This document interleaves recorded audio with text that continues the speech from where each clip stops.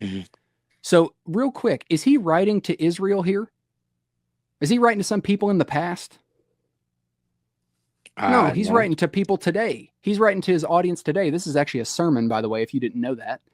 Mm. He's taking Israel as a picture for the present day believer.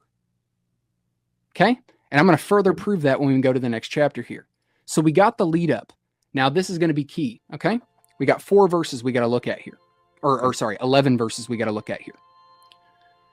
So therefore, so after what we just read, Yeah. therefore, since the promise of God of entering whose rest His rest.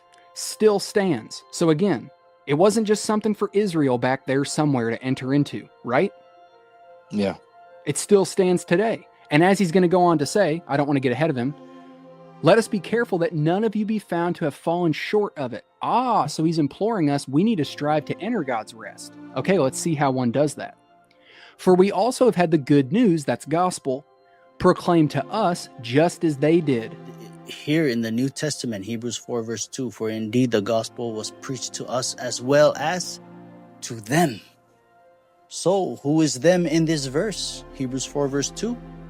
In context, them refers to ancient Israel, particularly the generation that came out of Egypt and wandered in the wilderness, not the generation that went into Canaan after the 40 years wandering in the wilderness.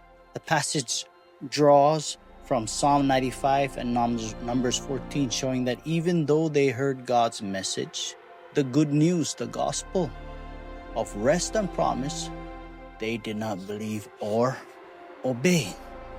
Okay, faith and obedience cannot be separated. So the message in the Old Testament, the gospel, is still the same in the New. Okay? How does one enter into God's rest? Faith. Same with Moses in the Old Testament. Same with Abel. Same with Adam, Abraham, Isaac, Jacob, so on and so forth in the Old Testament. Whoever have faith in God enters into that rest. When? On the moment they hear his voice and not harden their hearts. Okay? It's the same for us today. Okay? By faith we enter into God's rest.